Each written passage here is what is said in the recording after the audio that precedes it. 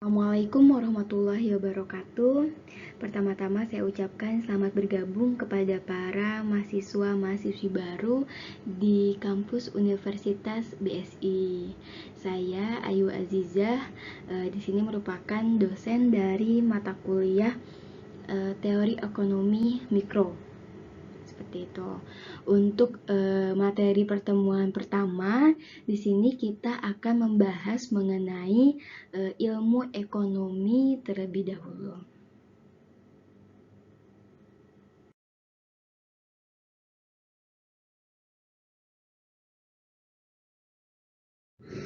Oke, kita mulai dari slide yang pertama. Di sini pengertian ekonomi.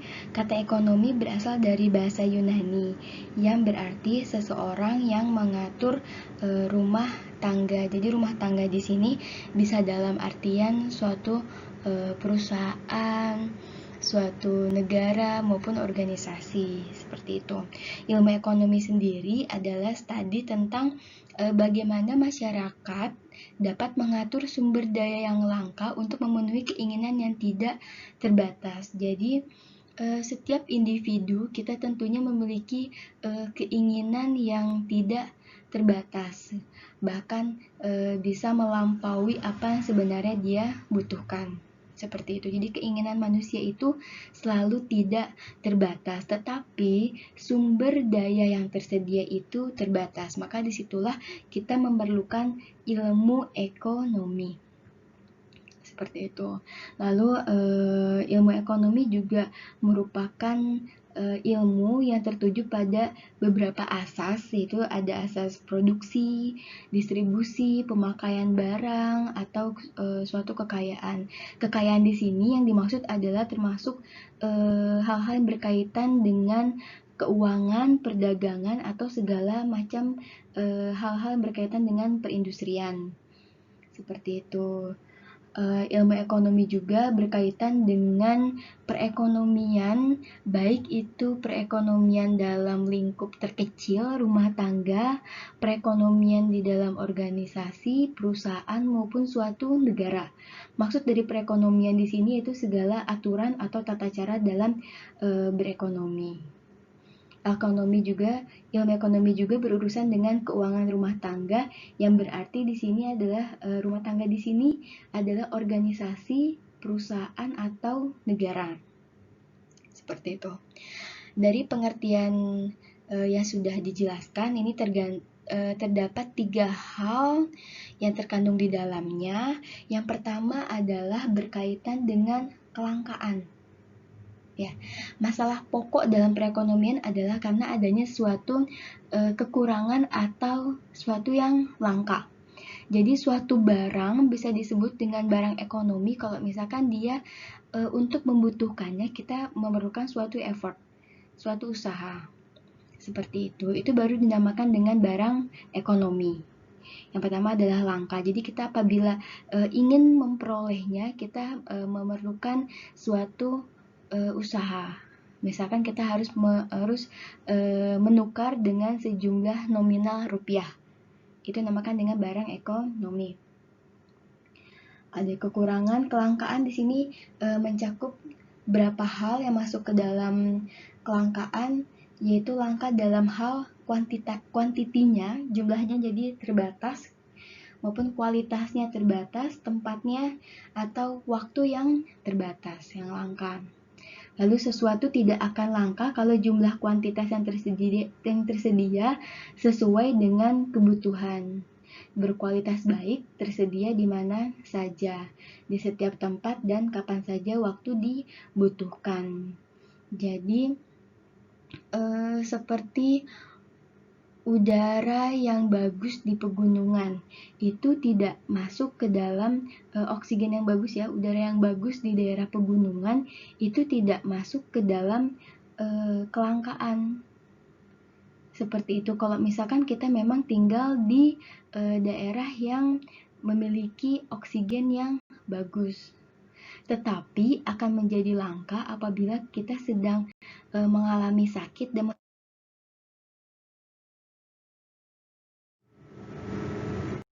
Oke, kita mulai dengan slide yang pertama tentang pengertian ekonomi. Jadi kata ekonomi berasal dari bahasa Yunani yang berarti seseorang yang mengatur rumah tangga. Jadi seseorang yang bertugas untuk mengatur rumah tangga. Jadi rumah tangga di sini bisa dalam bentuk organisasi apapun, bisa dalam perusahaan maupun dalam bentuk suatu negara. Seperti itu. Ilmu ekonomi adalah studi tentang bagaimana masyarakat mengatur sumber dayanya yang langka untuk dapat memenuhi keinginannya yang tidak terbatas. Jadi biasanya untuk keinginan manusia itu tidak terbatas. Apabila sudah terpenuhi satu keinginan, biasanya dia akan biasanya ada keinginan-keinginan yang lain yang ingin dipenuhi.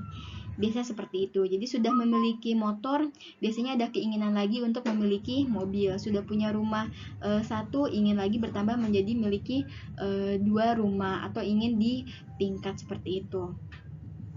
Lalu dari pengertian di atas ini terkandung 3 hal yang terdapat dalam ekonomi dari pengertiannya. Yang pertama adalah mengenai kelangkaan. Kayak masalah pokok dan perekonomian adalah masalah kekurangan atau kelangkaan. Jadi kelangkaan di sini mencakup jumlahnya, kuantitinya, lalu kualitas, tempat, dan waktu.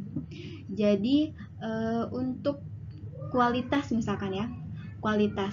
Kalau misalkan kita tinggal di pegunungan yang memiliki oksigen yang baik, tentunya kita tidak perlu mengeluarkan sejumlah biaya untuk memperoleh oksigen dengan kualitas yang baik.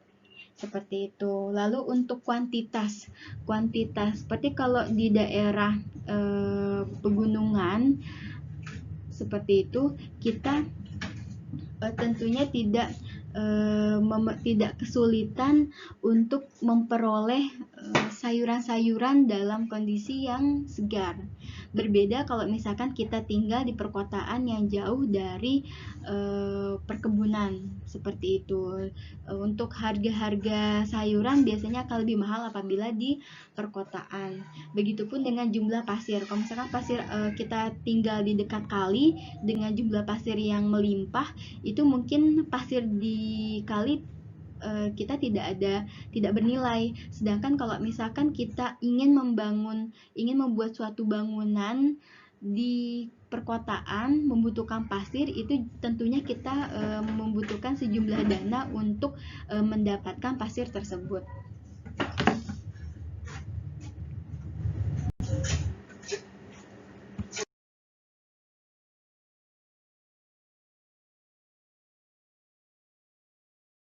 Selanjutnya yang nomor 2 di sini adalah choice, di mana setiap individu, setiap manusia pasti akan dihadapi dengan berbagai macam pilihan.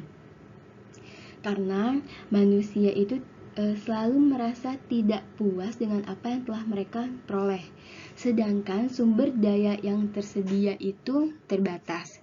Misalkan di sini rekan-rekan mahasiswa memiliki banyak keinginan. Contohnya misalkan ingin liburan, ingin memiliki barang-barang yang baru, ingin punya sepeda yang baru, seperti itu. Sedangkan sumber daya yang miliki yang tersedia itu terbatas, maka di situ kita harus membuat suatu pilihan. Untuk contoh pilihan sini dibagi 3. Yang pertama adalah bersifat individu, jadi sesuai dengan apa yang dibutuhkan pilihannya. Itu kan sepatu yang dipakai untuk ke kampus, baju yang dipakai, tas, seperti itu bersifat individu. Lalu jurusan kuliah apa mungkin yang akan kalian ambil, yang kalian minati, itu bersifat individu. Sedangkan untuk yang bersifat kolektif, contohnya di sini libur sekolah bulan Juni bersama keluarga, berwisata ke luar negeri atau keluar kota. Itu jadi untuk yang bersifat kolektif itu terdiri dari lebih dari satu individu.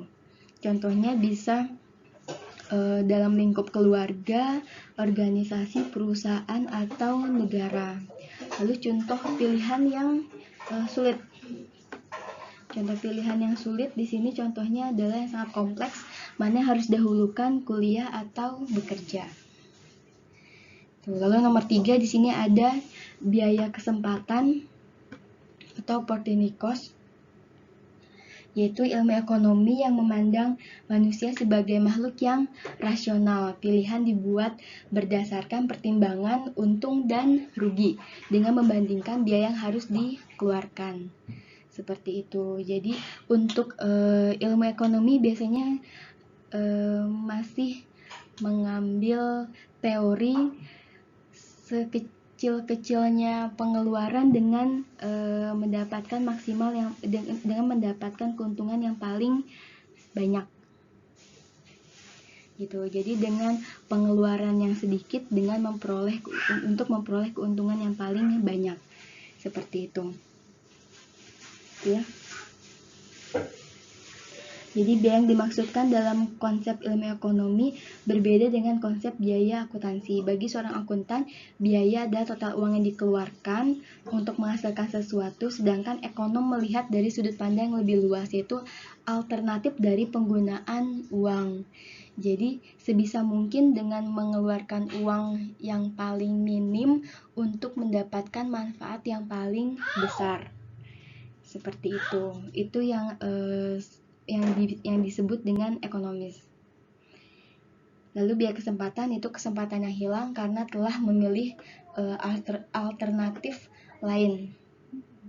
Atau secara sederhananya, biaya peluang adalah biaya yang timbul karena hilangnya kesempatan akibat dari pemenuhan suatu kebutuhan yang lain. Selain itu, biaya alternatif ini juga berfungsi sebagai tolak ukur dari biaya ekonomi yang harus dikeluarkan dalam rangka memproduksi suatu barang atau jasa tertentu dalam kaitannya dengan alternatif lain yang harus dikorbankan.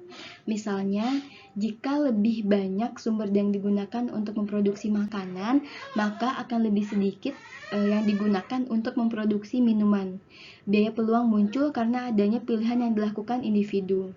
Seperti itu. Jadi kita lihat kira-kira mana yang lebih menguntungkan, maka itu yang akan kita ambil kesempatannya.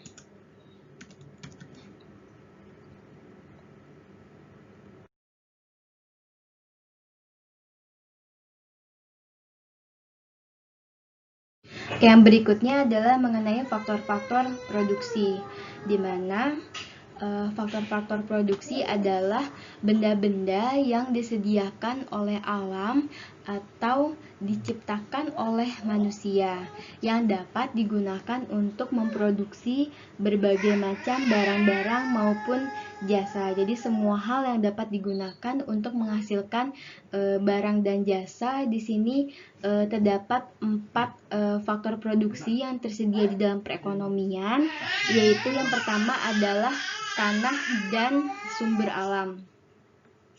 Tanah dan sumber alam ini merupakan faktor produksi yang sudah tersedia atau yang sudah disediakan oleh alam.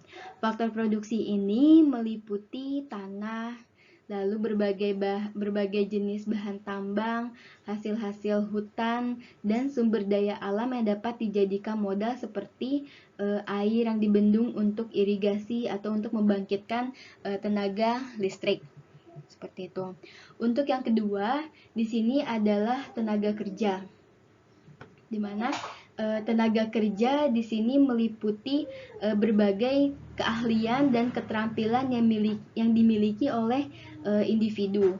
Dari segi keahlian dan pendidikan, tenaga kerja dibedakan 3 golongan. Yang pertama adalah tenaga kerja kasar. Buruh itu masuk ke dalam kriteria ini, tenaga kerja kasar. Yang kedua ada tenaga kerja terampil, dan yang ketiga adalah tenaga kerja terdidik atau tendik. Seperti itu. Untuk faktor yang ketiga, di sini adalah modal. Modal adalah benda yang diciptakan oleh manusia dan digunakan untuk memproduksi barang-barang dan jasa yang dibutuhkan. Modal. Contohnya di sini adalah sistem pengairan, jaringan jalan raya, bangunan pabrik, pertokoan, mesin-mesin dan peralatan pabrik serta alat-alat untuk pengangkutan barang. Itu termasuk ke dalam modal yang diperlukan oleh suatu perusahaan yang dapat digunakan untuk menghasilkan barang atau jasa. Lalu untuk yang keempat di sini adalah keahlian dari kewirausahaan atau disebut dengan entrepreneur. Entrepreneur di sini adalah dalam menjalankan usaha, para pengusaha memerlukan ketiga faktor produksi yang lain. Kemahiran para pengusaha untuk mengorganisasikan berbagai faktor produksi yang lain sehingga usahanya berhasil dan berkembang dan dapat menyediakan barang dan jasa yang dibutuhkan oleh masyarakat. Jadi selain yang tiga tadi, tanah dan sumber alam, tenaga kerja, modal, faktor produksi yang lumayan penting, yang tidak kalah penting yaitu adalah jiwa entrepreneur, seperti itu. Dimana seorang pengusaha itu mampu mahir dalam mengorganisir berbagai faktor produksi yang dimiliki, seperti itu, sehingga dapat menghasilkan suatu usaha yang berhasil dan berkembang.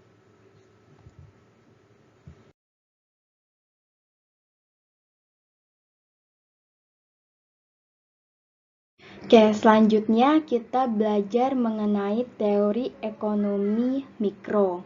Apa sih itu mikro? Mikro itu artinya adalah kecil. Maka teori ekonomi mikro adalah bagian dari ilmu ekonomi yang menganalisis mengenai bagian-bagian kecil dari keseluruhan kegiatan perekonomian. Seperti itu. Untuk keseluruhan kegiatan perekonomian baru itu dinamakan dengan ekonomi makro, ya. Oke, untuk di dalam teori ekonomi mikro di sini ada 3 aspek penting yang biasa dianalisis, yaitu yang pertama adalah mengenai interaksi di pasar barang. Jadi pasar di sini bukan dalam artian sempit adalah tempat ibu kita membeli sayur dan bahan pangan lainnya, bukan ya. Tapi pasar itu adalah tempat bertemunya produsen dan konsumen. Oke.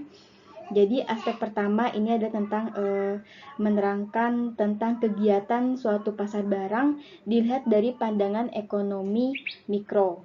Jadi di dalamnya nanti ada kegiatan tawar-menawar barang yang dilakukan antara penjual dan pembeli atau produsen dan konsumennya di pasar. Kegiatan ini dilakukan untuk membentuk harga sesuai dengan kesepakatan dari kedua belah pihak. Nanti akan ada dinamakan dengan keseimbangan harga, yaitu yang diperoleh dari kesepakatan harga antara proses kesepakatan harga yang telah dilakukan oleh penjual dan pembeli.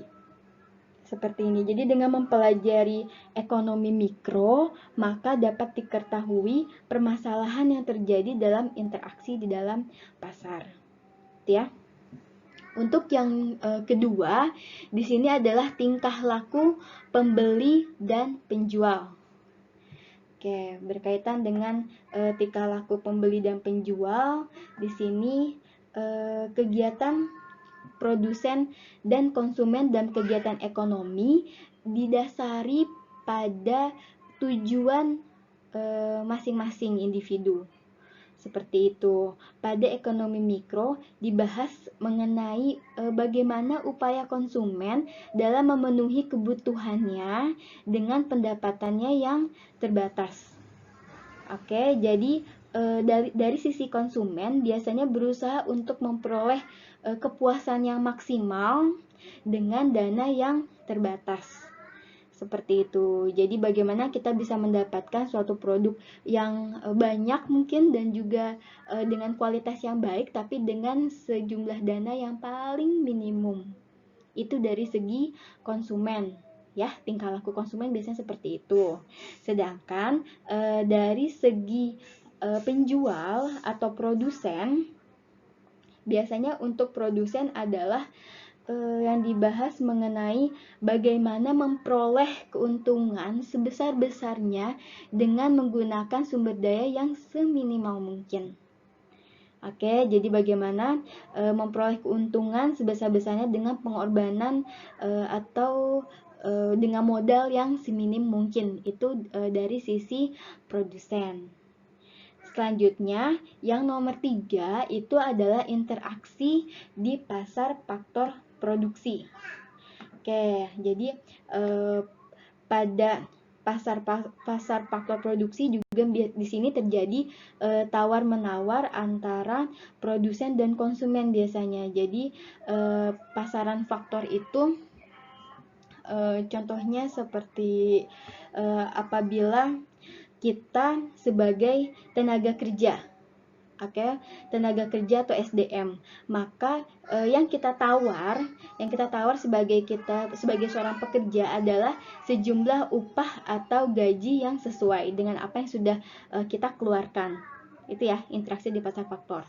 Lalu kalau misalkan kita punya sejumlah modal yang kita serahkan, yang kita berikan, maka kita berharapnya kita akan mendapatkan pengembalian berupa bunga atau pembagian hasil, ya, pembagian hasil usaha seperti itu. Atau kalau kita membeli suatu saham perusahaan, maka kita berharap kita bisa mendapatkan dividen. Dividen itu adalah dividen itu adalah laba yang diberikan oleh perusahaan bagi para pemegang saham. Seperti itu. Lalu kalau misalkan kita punya tanah yang disewakan kepada pihak lain, maka kita berharap bisa mendapatkan biaya sewanya. Seperti itu. Lalu untuk kewirausahaan atau apabila kita memiliki jiwa entrepreneur, kita membuka suatu usaha, maka yang kita harapkan adalah untuk memperoleh suatu laba atau profit.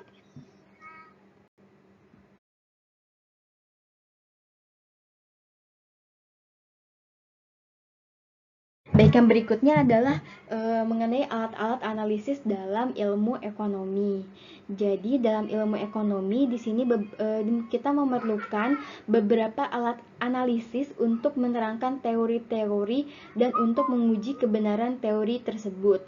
Misalkan ada ilmu apabila ada teori apabila harga suatu produk, misalkan ya, harga suatu produk kita buat lebih rendah, kita misalkan adakan diskon atau potongan harga, itu biasanya penjualannya akan meningkat.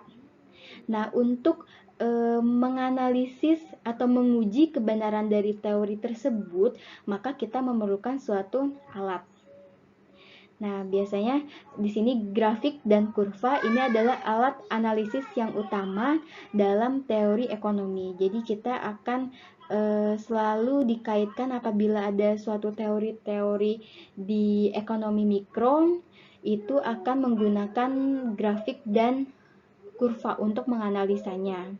Di sini untuk statistik adalah alat analisis untuk mengumpulkan fakta dan menguji kebenaran dari teori ekonomi. Jadi nanti di dalam ilmu ekonomi mikro juga kita akan menggunakan alat-alat statistik untuk membantu kita dalam menguji teori ekonomi tersebut. Jadi teori ekonomi yang sudah ada ini masih relevan atau tidak untuk diterapkan dalam kondisi dan keadaan saat ini. Seperti itu. Dengan data-data yang sudah kita peroleh sebelumnya. Oke, di bawahnya di sini ada macam-macam bentuk grafik dan kurva. Oke, yang paling sebelah kiri di sini adalah bentuk grafik. Oke, jadi sini terjadi fluktuatif ya, terjadi peningkatan dan penurunan, tetapi secara general ini untuk grafiknya dia mengalami peningkatan ya di setiap periodenya. Lalu untuk yang di tengah di sini adalah untuk untuk kurva. Di sini ada kurva permintaan, sini demand, lalu ada supply. Supply itu adalah penawarannya. Permintaan dan penawaran. Lalu situ ada P1. P1 itu yang ke atas vertikal ya. Vertikal, sumbu vertikal itu untuk harga. Situ ada harga P1, harga awal, lalu ada P2. P2 itu harga kenaikannya. Lalu untuk sumbu yang horizontal, sumbu horizontal itu untuk Q itu biasanya kita gunakan untuk simbol quantity.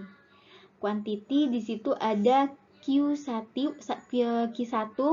lalu bergerak ke Q2. Oke, situ ada terdapat kurva permintaan D1 dan permintaan dari D2, demand 1 dan demand 2, lalu ada supply-nya. Seperti itu. Lalu yang ketiga sini untuk yang sebelah kanan, untuk kurva nanti ada 3 bentuk sebenarnya. Ada bentuk yang mendatar, ada bentuk kurva normal, dan ada yang sangat runcing. Jadi tergantung dengan data yang sesungguhnya berada di lapangan.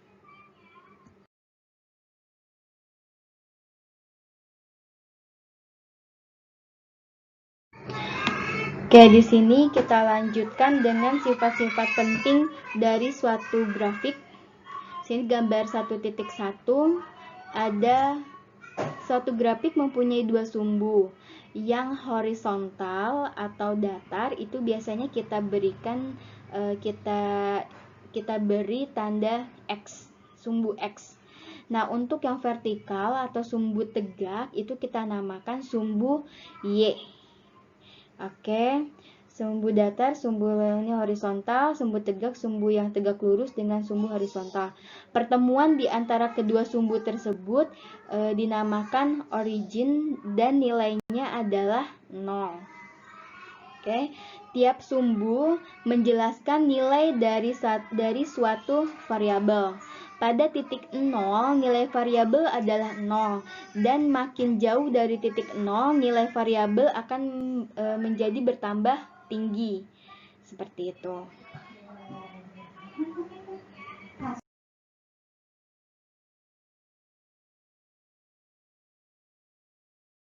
Sini untuk contoh kasus dari tabel 1. Sini adalah tabel tentang permintaan atas baju. Jadi di sini bajunya satu model, tapi kita ada beberapa keadaan. Jadi ketika keadaan yang A, ketika kita menjual dengan harga Rp50.000, ternyata jumlah yang dibeli itu adalah 300 piece. Lalu ketika harganya diturunkan menjadi keadaan B, yaitu harganya Rp40.000, permintaan kita terhadap baju tersebut itu adalah 400 piece. Ketika diturunkan sampai dengan keadaan yang E, yaitu dijual dengan harga Rp10.000, itu yang dibeli, jumlah yang dibeli sangat meningkat, jadi 1.800 piece atau 1.800 unit. Jadi ketika terjadi diskon atau potongan harga, penurunan harga, maka biasanya jumlah pembelian di sini akan semakin meningkat.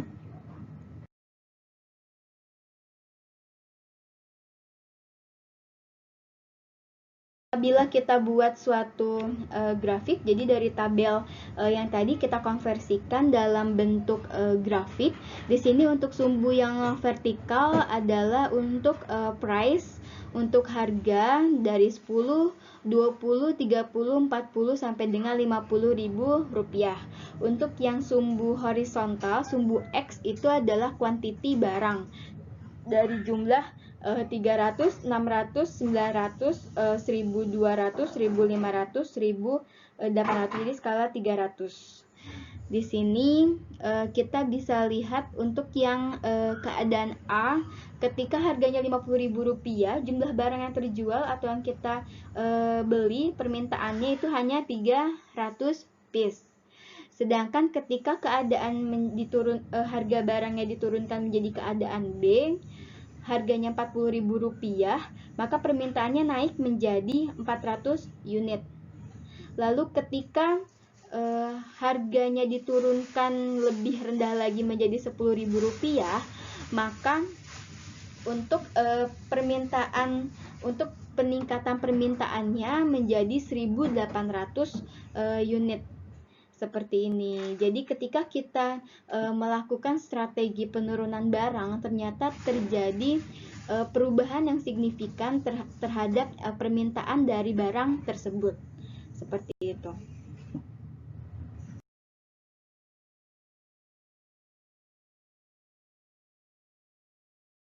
Dari awal kita tadi sudah membentuk suatu tabel, lalu kita buat grafik, dan ini yang terakhir adalah pembentukan kurva.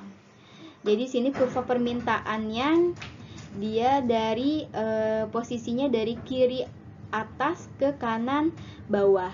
Jadi sesuai dengan teori ekonomi yang sudah dicetuskan sebelumnya, bahwa semakin rendah harga suatu barang, maka permintaan akan barang tersebut akan semakin meningkat. Oke, sekian materi pertemuan untuk pertemuan ke-1. Apabila ada yang mau ditanyakan, bisa nanti kita buka diskusi via Zoom atau Google Meet. Sekian, terima kasih.